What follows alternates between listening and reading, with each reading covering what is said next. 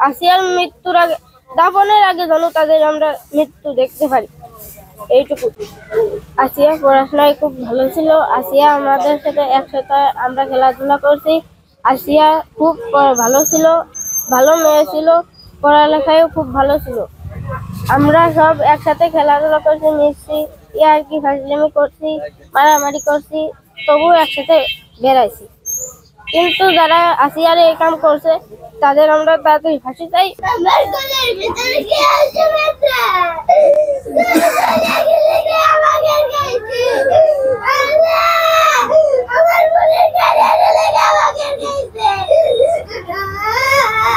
এই পরিবারটা তো অত্যন্ত দরিদ্র একটি পরিবার। এদের আসলে বিচার কার্যক্রম পরিচালনা করার সক্ষমতাও নাই। আমরা যে বিভিন্ন ক্ষেত্রে যেটা দেখতে পাই সেটা হচ্ছে যে বিচারের একটি দীর্ঘসূত্রিতার কারণে একসময় বিচার কার্যক্রমের পরিবারের সম্পৃক্ততা আর থাকে না, তারা অনেক সময় হাল ছেড়ে দেয়। তো এই যে ঘটনাটা, আসিয়ার যে ঘটনা, এটা সারা বিশ্বকে নাড়া দিয়েছে এবং এত নির্মম একটি ঘটনা আমরা দ্রুত বিচার প্রত্যাশা করি এবং সারা বাংলাদেশের মানুষের প্রত্যাশাই হচ্ছে দ্রুত বিচার।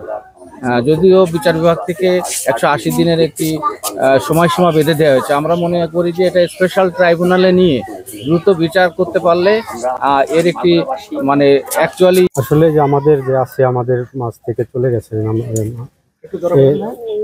ওনাকে ওনার নিজ গ্রাম যেটা যে জারিয়ার পাশে সোনাইকুন্ডি সামাজিক কবরস্থানে ওনাকে সমাহিত করা হবে। তো ওনার লাশটা সর্বশেষ আমাদের কাছে যে তথ্য, নুমানী ময়দান এবং আমাদের শ্রীপুর উপজেলা মিনি স্টেডিয়াম, যেটা দুইটা বেনুই প্রস্তুত রাখা হয়েছে। সর্বশেষ তথ্যের জন্য আমরা অপেক্ষমান, যেখানে নামবেন।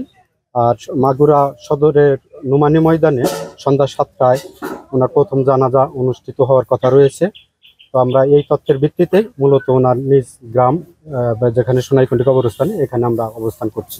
এই ইনভেস্টিগেশনের মানে ওই আমাদের কাছে এই ধরনের তথ্য আমাদের এরকম হওয়ার সম্ভাবনা নাই। আমরা আমাদের সতর্ক ব্যবস্থা আছে।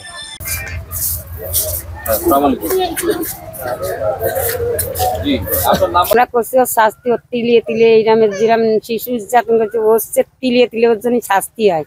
ওর জন্য এই শাস্তি দিয়ে ওই জন্য ফাঁসির হুকুম হয় জন্য।